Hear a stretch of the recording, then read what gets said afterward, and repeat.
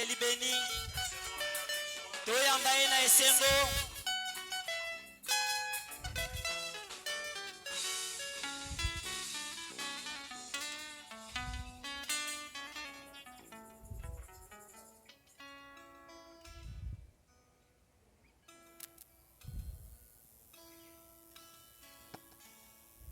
Que Dieu nous bénisse. Zambi apambola bino. D'abord, avant de commencer, j'aimerais dire merci au révérend pasteur Ben Mutombo. Yamboto banda na kopesa ya limemia natonda ye pasteur Ben Mutombo Notre très cher papa, ye tatana biso ya likolo avec surtout un très bon esprit qu'il a toujours eu. pona molimo na ye ya kitoko oyo wapi azalaka nango ntango Le nyonso. prophète Branham dit, Mosakoli Branham alobi c'est mieux de jeter à quelqu'un de fleurs, tata nazobwakela yo bafololo ebele c'est mieux de jeter à quelqu'un de ezali malamu kobwakela bato bafololo. fleurs. Frère, tu peux m'aider? Teko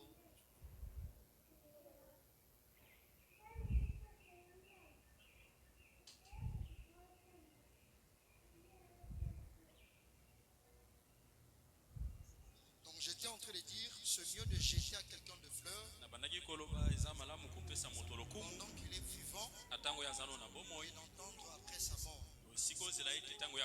Cet homme de Dieu, malgré sa position qu'il défend, j'aime l'esprit qui est en lui. Moi je m'appelle Béni. Déjà un aussi m'appelle Ben. D'autres m'ont mis même son nom. Google. Dans tout ce que tu peux taper, chercher, tu peux avoir ça. C'est ça que lui il est.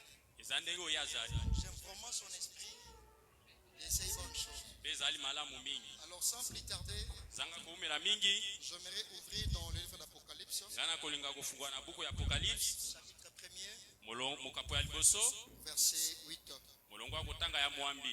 Il est écrit, je suis Alpha et l'Oméga. Je suis le Seigneur Dieu, celui qui est, qui était et qui vient, le Tout-Puissant. Je prends encore dans le livre de Hébreux chapitre 13, verset 8. C'est un verset qui me semble beaucoup vraiment habitué avec ça. Jésus-Christ est le même hier aujourd'hui, éternellement. Et le Seigneur ajoute à l'étude de sa parole. Alors avec les quelques minutes qui m'ont été accordées, j'aimerais aborder le thème qui nous a été donné. Le thème qui est l'incarnation de Dieu dans l'homme. Je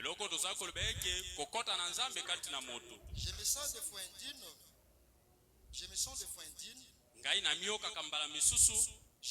fois indigne de parler devant ces grands hommes qui sont ici. J'ai la présence du révérend pasteur Capé.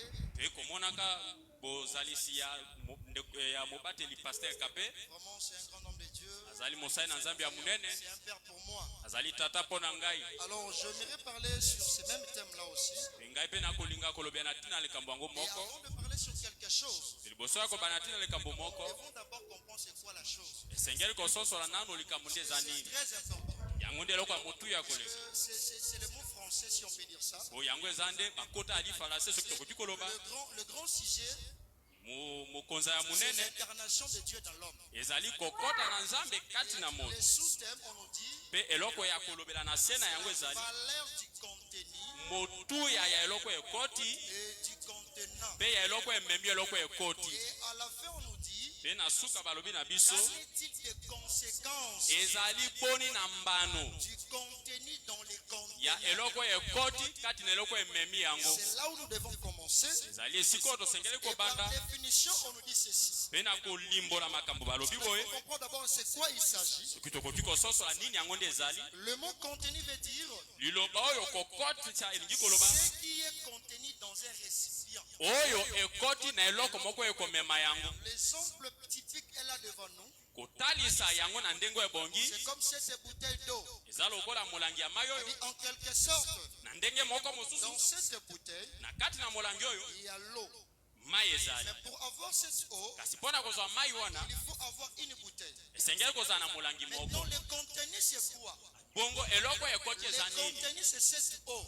oyo ekoti na kati ya molangi ezali nde mai Et le contenant pe oyo ememi mai c'est cette bouteille. yango nde molangi oyo Ce qui veut dire que elingi koloba ete le contenu et le contenant, oyo ekoti kati na oyo ememi yango ce sont des choses qui marchent ensemble. ezali biloko mibale oyo ezotambola esika Mais moko c'est le contenu kasi ezali oyo ekoti qui appelle le contenant en existence. yango nde ezali kobenga eke eloko ekokota kati na yango ezala na bozali Sans le contenu, zanga kozwa eloko ekokota vous ne pouvez pas voir le contenu. yo mpe okozwa eloko ekomema yango Si te on a eu ce contenant soki tozwi eloko et ememi cette bouteille, ya molangi oyo parce qu'il y avait déjà un contenu, un produit, po ete ezalaki na eloko moko ekotaki kati na on molangi oyo devait mettre sur le marché. bakokaki koteka yango Et pour que ce produit-là po ete eloko wana puisse aussi avoir sa valeur, ezwa mpe litomba na yango il faudra aussi avoir une bouteille. ekosengela mpe ezala na molangi Et moko ça dépend aussi de quelle bouteille il s'agit. mpe yango ezotalela na molangi nini yango Il faut esengeli aussi avoir une bouteille. moto yokoki kozwa mpe molangi moko Cette bouteille, si elle n'est pas de bon état, soki molangi wana eza na lolongi ebongi te ça peut aussi cacher peu importe la valeur du contenu. yango ekoki kobebisa motuya ya eloko eza na kati Nous pouvons aussi avoir ce qu'on appelle tokoki mpe kozwa lisusu oyo le babengaka format de bouteille. lolenge ya molangi C'est-à-dire, il y a des grandes bouteilles, elingi koloba ete milangi ya minene il y a ezali des petites bouteilles, milangi mpe ya mike ezali mais ça ne change pas le produit. kasi yango ekobongola eloko eza na kati Le te produit reste que le même, oyo eza na kati etikali kaka yango mais moko c'est plutôt des contenants ezali nde eloko ezomema oyo eza na qui kati se différencient. yango nde eza komikesanisa Alors, sur de cela, na ntina na likambo wana j'aurais appuyé avec le prophète de kolinga Dieu. nalobisa yango likolo na mosakoli C'est là où nous devons commencer. esi eza esika oyo tosengeli kobanda Je prends la prédication, la demeure future de l'époux nazwi liteya oyo céleste et de l'épouse terrestre. kofanda ya mwasi libala na mobali na libala Prêché le 2 août eteyami na sanza ya août 1964. 1964 Nous commençons au paragraphe 81 ezali kobanda na mobu ya kotanga tuku mwambi na jusqu'au moko paragraphe 85. kino na mbu tuku minai na mitano Écoutons ce que le prophète de Dieu, William Branham, nous dit. toyoka oyo mosakoli na nzambe william akana malobi ndeko bwana malobi boye Maintenant, sikoyo la première étape à laquelle esika ya liboso oyo il nous amène, ezali komema biso vous voyez, bozomona son plan de la rédemption linaka na ye ya lisiko est exactement le même à toutes choses. ezali ndenge moko na makambo nyonso Il utilise les mêmes méthodes. ye asalelaka kaka bandenge nyonso Il ne change jamais. ye abongolaka ta mokolo te Il a dit alobaki dans Malachie 3, na malaki ya je misato suis Dieu, nazali nzambe je ne change pas. mpe ngai nakobongwana La te façon dont il le fait, lolenge oyo asalaka donc s'il avait sauvé soki ye le abikisaka premier homme qu'il a eu jamais sauvé, le premier homme qu'il a eu jamais sauvé, moto oyo ya liboso oyo abikisaka te par les 100 versets d'un innocent, wuta na makilo esopanaki na il moto ayebi devrait likambo te sauver les suivants. ye mpe akobikisa oyo Et alandi ça devrait être pareil pour tous ceux qu'il sauvait. mpe esengeli ezala ndenge moko mpo na baoyo nyonso ya Si kobikisa à un certain moment, soki na ntango moko il boye a guéri un homme au cours du voyage de la vie, ye abikisaki moto moko na bomoi que ce soit au jour de Jésus, mpe ezala ta mpona yesu au jour des apôtres, na mikolo ya bantoma au jour des prophètes, na mikolo ya basakoli n'importe atako na ntango nini dans les mêmes conditions sont replues, na ntango etinda yango moko epesami dans les lisusu mêmes conditions sont remplies, na ntango oyo bandenge yango akosala makambo epesami il lisusu doit le faire de nouveau. ye asengeli kosala lisusu mbala na sika C'est vrai. eza ya solo Il ne change pas. ye abongwanaka te L'homme change. moto abongwanaka L'état change. batango ebongwanaka L'âge change. babikeke ebongwanaka La dispensation change. babikeke elibongwanaka Mais Dieu reste le même. kasi nzambe atikala kaka ndenge moko Il est parfait. azali oyo aleki na kobonga Quelle espérance, quelle espérance oyo elikya nini ça devrait donner aux malades. esengeli kopesa epai na bo bazobela Si jamais il a guéri quelqu'un, soki ye abikisa moto moko il doit le faire de nouveau dans le même condition. ye asengeli kosala yango lisusu mbala moko mosusu na bandenge yango moko Si jamais, soki kaka si jamais il a sauvé un homme, soki ye abikisaka kaka moto il moko doit le faire sur la même base ye asengeli kosala na ntina na qu'il likambo yango avait fait la première fois. ndenge asalaka mbala ya liboso Si jamais il a rempli un homme du Saint-Esprit, soki ye atondisaka moto moko na il libatisa doit molimo le faire mosantu sur la même base qu'il a fait la première fois. akosala yango kaka na ntina na likambo ndenge asalaki mbala Si liboso jamais il a ressuscité un homme de la tombe, soki ye asekwisaka moto moko na il kunda doit le faire de la deuxième fois de la même manière. akosala yango mbala mibale mpe kaka ndenge Et moko toutes les autres fois, mpe na bambala nyonso sur le même principe. na bandenge mibeko yango Il moko ne change pas. abongwanaka Oh, te quelle espérance oyo elikya nini que ça me donne. oyo ezopesanga Qu'est-ce que c'est? Qu'est-ce que c'est? nini yango Pas dans une théorie faite de main d'homme. ezali te na mayele moko esali na mboko na bato Quelque chose que des groupes d'hommes se sont rassemblés. eloko oyo ntina na yango bato basangani Mais sa parole immuable. kasi liloba na yo elekaka te Et c'est la vérité. mpe ezali solo Et qu'est-ce qu'il s'agit ici? mpe nini yango nde ezali awa Nous devons d'abord comprendre ceci. sengeli kososola nano Que boye le contenu ne change pas. ete eloko ekotaka Le ebongwanaka te contenu reste toujours le même. eloko ekotaka etikaka kaka Peu ndenge moko importe le temps qui sont en train de passer. ekipi ata ata bangonga nini Peu ezoleka importe les âges. etali ata ata Peu bambula importe le période. etali ata ata Mais bikeke le contenu reste toujours le même. eloko ezali kokota etikaka mpe ndenge Je moko suis censé courir derrière le temps. ngai nasengeli kokima nsima na Ce que je ntango suis en train de dire ici, weto oyo nazali koloba awa ce sont des choses que le prophète en a parlé. ezali makambo oyo mosakoli alobelaki Certaines choses mpe bamoko que makambo je vais déclarer. oyo nakoloba Si tu vois que tu as vraiment besoin de cela, soki omoni ti osengeli na yango je mpenza suis toujours là. ngai naza kaka wa Venez me demander la citation. koki ata kotuna ngai Je vous donnerai cela. eloko oyo natina yango mosakoli mpe 30 nakopesa minutes seulement. naza kaka na miniti tuku misatu Frère Branham me dit ceci. ekobwana malobi boye Le Dieu ete nzambe qui est le Père, oyo azalaki tata qui est le Dieu le Père, oyo azalaki nzambe tata c'est la forme de Dieu. ezali lolenge na nzambe Dieu se manifeste oyo nzambe amimonisaki lorsqu'il est dans la colonne de feu. ntango oyo azalaki na likonzi na On moto lui appelle Dieu le Père. babengaka ye nzambe tata Dans la trinité de Dieu. na bomisato na ye ya Ce ne bonzambe sont pas les trois dieux. ezali banzambe misato te Un seul kasi Dieu kaka nzambe dans moko plusieurs fonctions. na bandenge ya kosala misala ebele Exemple, eza ndakisa je prends le révérend pasteur Ben. nazwi moto ya lokumu paster ben Cette église, mpo na losambo oyo il est votre berger. azali mobateli na bino Sa chère épouse, mpo na mama molongai na ye azali mobali na ye ses enfants, mpo na bana na il ye est un père. azali tata na C'est bango la même personne. ezali kaka moto yango moko Le révérend pasteur Ben. oyo azali ya motu ya revera ben Dégorger en lui plusieurs kasi fonctions. azali kotia kati na ye misala Ça ebele change pas le pasteur Ben. yango ekobongola mobateli Il bene reste te toujours le même. atikali kaka moto yango Ça moko dépend de quel temps. kasi eza kotalela Ça ntango dépend nini de quelle personne qui est en face de ezali lui. kotalela nani yango azali S'il liboso na est ye en face de son épouse, soki aza liboso ya mwasi il na ye est son mari. azali mobali na En ye face de son église, liboso na liyanga lingomba azali mobateli en face de ses enfants, liboso ya bana na il ye est le père. ye azali C'est tata la même chose. ezali eloko yango moko Nous devons comprendre avec Dieu. oyo tosengeli kososola na nzambe Frère Branham nous dit ceci. ndeko bwana malobi na biso boye Nous lisons cela. tozotanga yango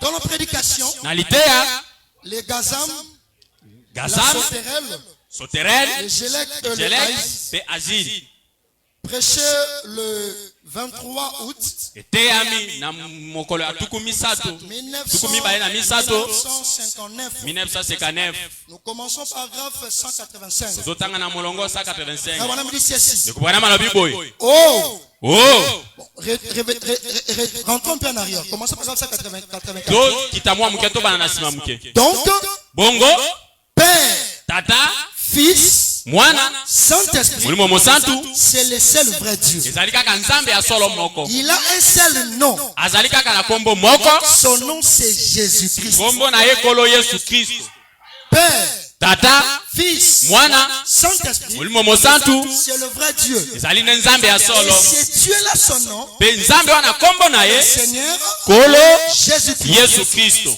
Frère Branham a dit ceci. ndeko bwana malobi boye Le nom humain ete kombo na moto que Dieu s'est dévoilé oyo ya nzambe emonisami dans les êtres humains, na epai na bato c'est le nom du Seigneur Jésus. ezali nde kombo na kolo yesu kristo Même dans la prédication, ata na mateya les lieux d'adoration, ya esika ya kosambela eko bwana malobi yango que le nom humain de Dieu ete kombo na bomoto ya nzambe s'est dévoilé oyo nzambe amimonisi dans les êtres humains. na kati na bato C'est le nom du Seigneur Jésus. ezali nde kombo na kolo Yesu Kristo Et c'est l'unique véritable nom mpe yango nde kombo kaka moko ya qui solo peut sauver. oyo ekoki kobikisa. Lisons le prophète Branham. Tanga mosakoli Branham.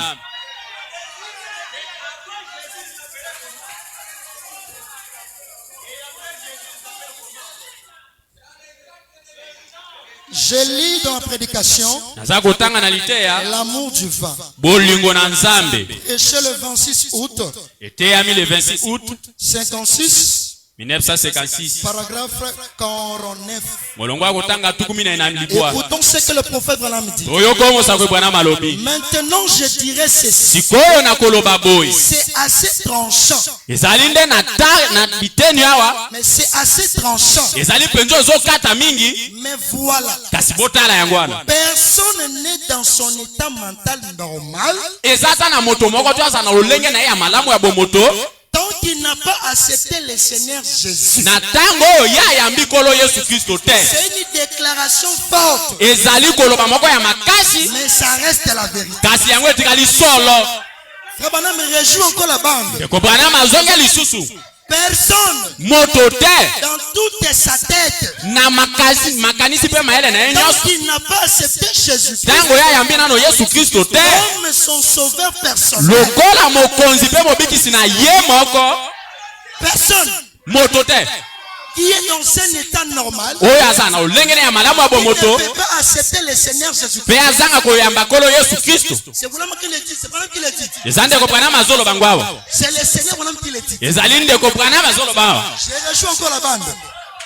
Je rejoue encore la bande. nazonge lisusu kolobela Maintenant, sikoyo je dirais ceci. nakoloba boye C'est assez tranchant. ezali mpenza kokata Mais voilà. kasi botala yango Personne eza ata na moto te n'est dans son état mental normal oyo azala na mayele na ye ya mutu na ndenge ebongi tant qu'il n'a pas accepté le Seigneur Jésus. ntango oyo ayambi nano kolo Yesu Kristo te Si quelqu'un ce soir soki moto moko na pokwa oyo est dans son état mental normal, azali na mayele na ye ya bomoto que dit le prophète, elingi koloba kokoka na mosakoli accepter le Seigneur Jésus. ye asengeli koyamba kolo Yesu Kristo Le nom de Dieu, kombo na eloko basambelaka le nom de Dieu, kombo ya eloko basambelaka le nom de Dieu, le nom de Dieu, kombo na Nzambe c'est le Seigneur Jésus. ezali kolo Yesu Kristo.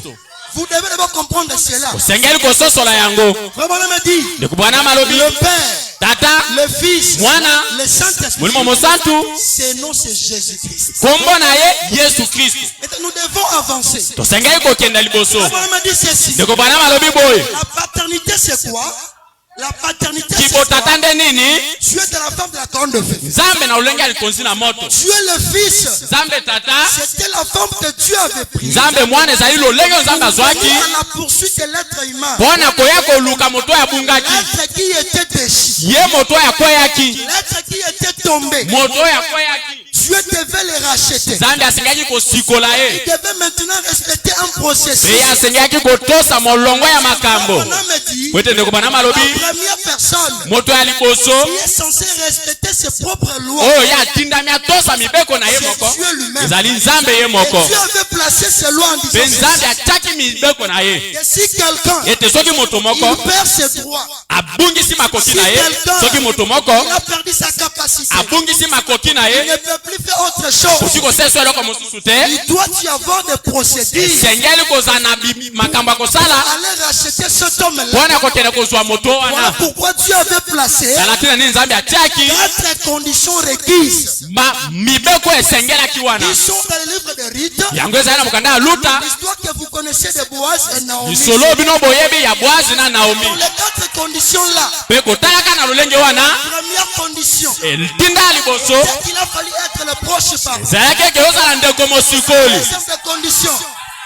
La deuxième des conditions. mibeko ya mibale Il a fallu être digne. elingai ozala oyo abongi Troisième des conditions. mobeko ya misato Il a fallu être riche. esalingai ozala moto na bozwi Quatrième mpe condition. mobeko ya minei Vous devez rendre le témoignage. yo osengeli kosala mosala yango na miso ya bato nyonso Laissez-moi vous dire. otikanga koyebisa bino Ici ici, ezandiawa dans ces conditions, na balolenge wana nous allons comprendre ete tokososola qui est le parent rédempteur. nani yende ndeko mosikoli. Écoutez-moi, Boyoka je ngai ne sais pas, je cours derrière le temps. naza kokende nsima ngonga Il y a des citations, kasi eza na makomi ya mosakoli le prophète en parle. oyo Branham azolobela. Et si tu en as besoin, Soko osengeli na yango je vais vous donner cela. nakopesa oyo yango. Qu'est-il le prophète? Nani nini mosakoli alobi? Qu'est-il le prophète? Mosakoli alobi nini? Le prophète de Dieu dit ceci. Mosakoli alobi boye Proche parent, ndeko mosikoli frère Branham, ndeko Branham comme le prophète aussi, lokola mosakoli mpe lokola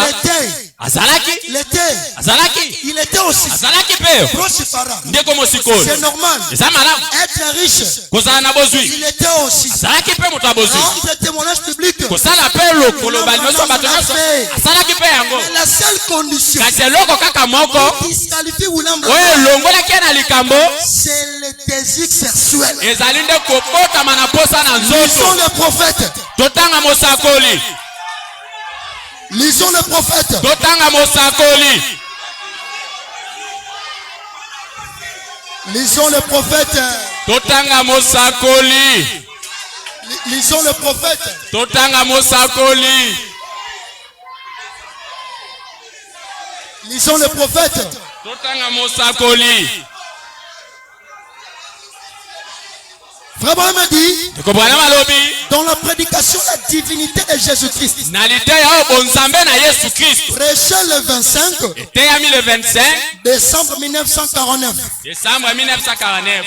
Écoutons ce que dit le prophète. toyoka oyo mosakoli alobi. Maintenant, regardez. sikoyo botala Je veux que vous remarquez quelque chose. alingi eke bino bokeba na eloko moko. Alors, quand ceci, bokanga oyo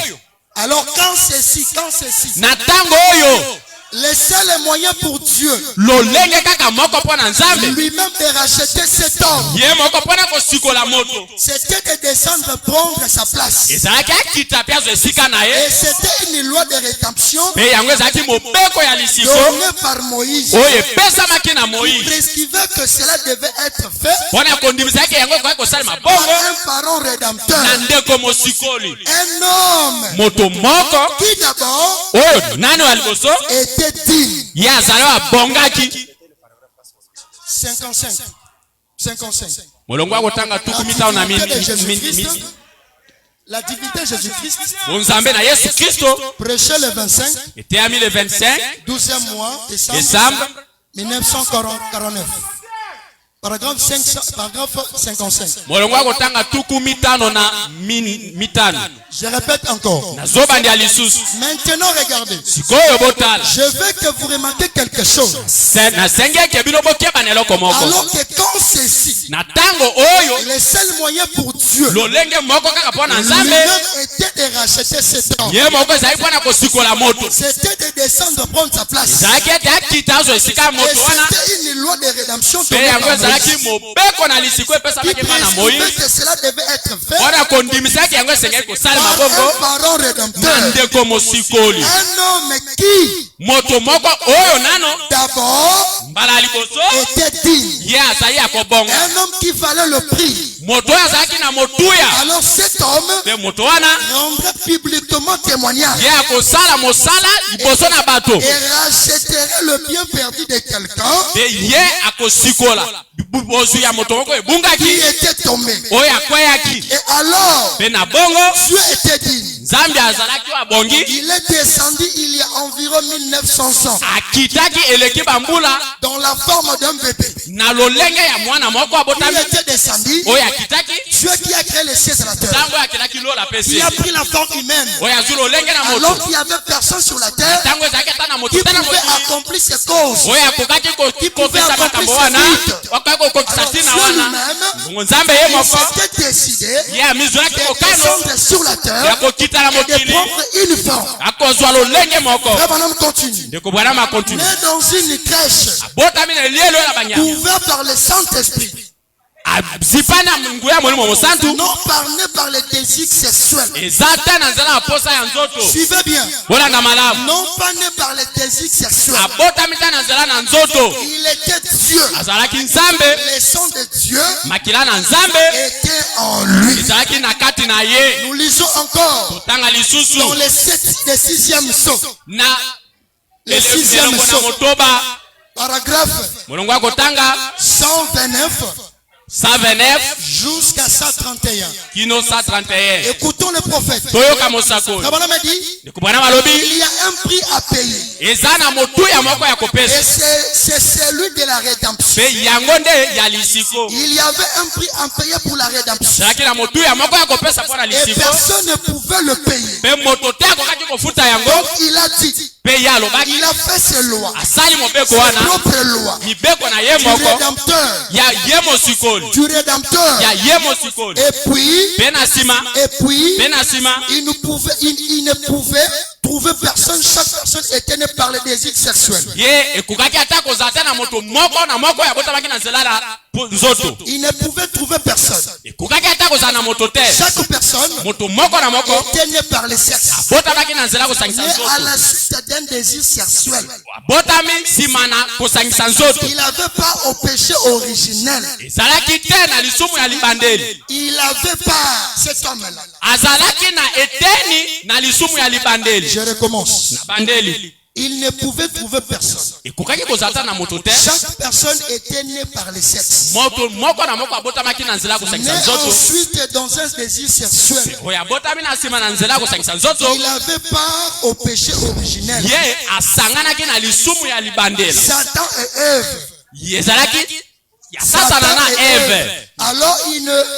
Alors il ne pouvait pas. Il n'y avait rien en lui. Aucun homme ne pouvait pas. Il n'y avait rien en lui. Aucun seul pape, aucun prêtre, aucun docteur, aucun théologien, qui que ce soit, personne n'en serait digne.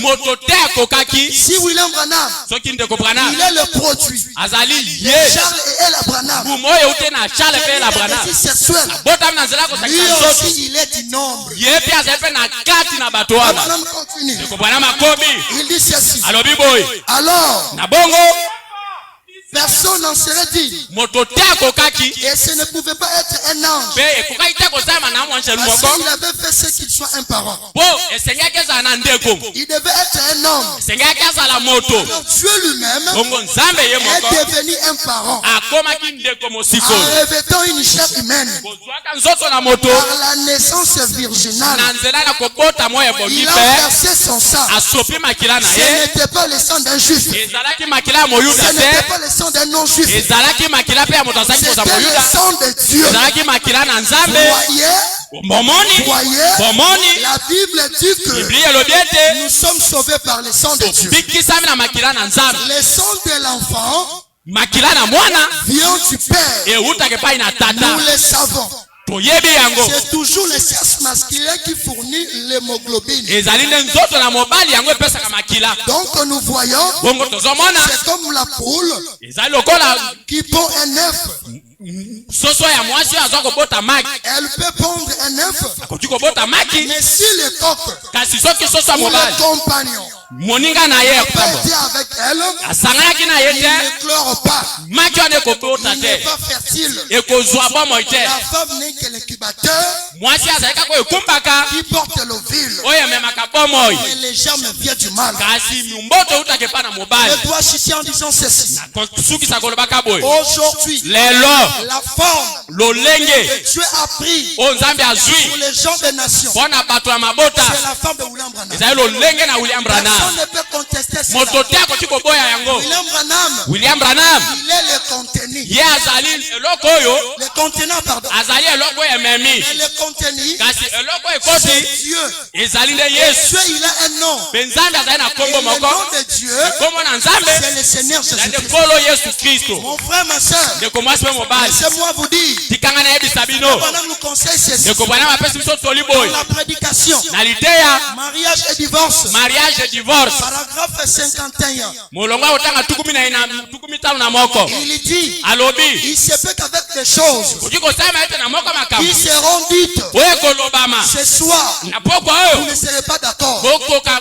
bango Mais la seule chose que je peux demander à vous, kasi eloko moko nakoki kosenga c'est bino de rentrer, ezali nde kozonga c'est de noter, ezali nde kokoma aller étudier cette chose avec un esprit de la prière. mpe kokende koyekola eloko oyo na molimo ya Nous devons libondeli méditer là-dessus. tosengeli komanyola Il wana est question du salut. ezali likambo ya Il est kobika question du salut. ezali likambo ya kobika Aujourd'hui, lelo on ne peut pas rester William Branham. tokoki te koboya William Branham L'humanité, lolenge na bato l'humanité. libota na bato Aujourd'hui, le salut lelo kobika a été confié à William Branham. epesamaki mpa na Branham William Branham, il a reçu un livre ye azwi buku entre ses mains. na maboko na ye C'est lui qui a brisé les sceaux. oyo abuki bilembo C'est le Seigneur ezali Jésus. nde nkolo yesu kristo Il a donné à William Branham. apesi epai na Branham Le temps n'est plus.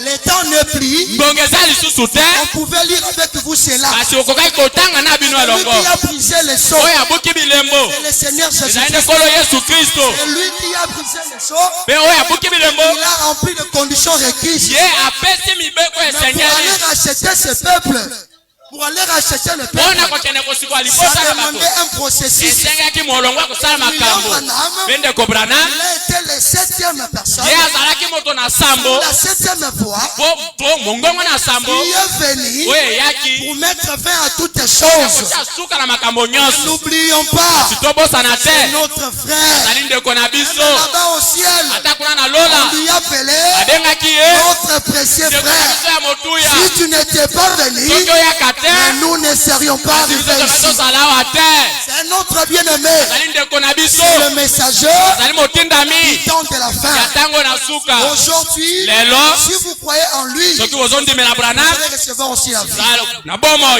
Que Dieu vous bénisse. nzambe apambola bino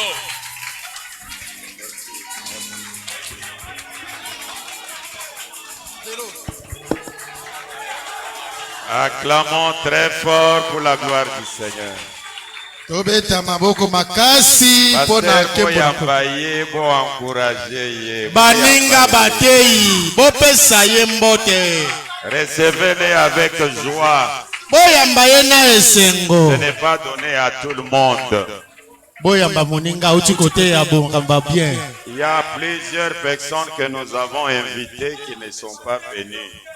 bato ebele oyo nabengi kasi baye te Mais si lui a pu venir, kasi soki ye ayei nous devons en tout cas l'encourager. esengeli topesa ye bopikiliki atei malamu. J'ai beaucoup, à un moment donné, je me dis, c'est bon.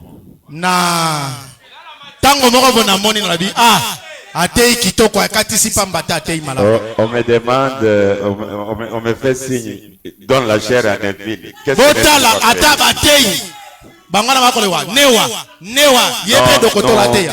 Le révérend Béni vient de parler de l'incarnation de Dieu dans un homme. Oya komemi abeni alobeli biso lolenge nzambe akoti kati na moto. Je crois qu'il aura le temps de suivre. Nandi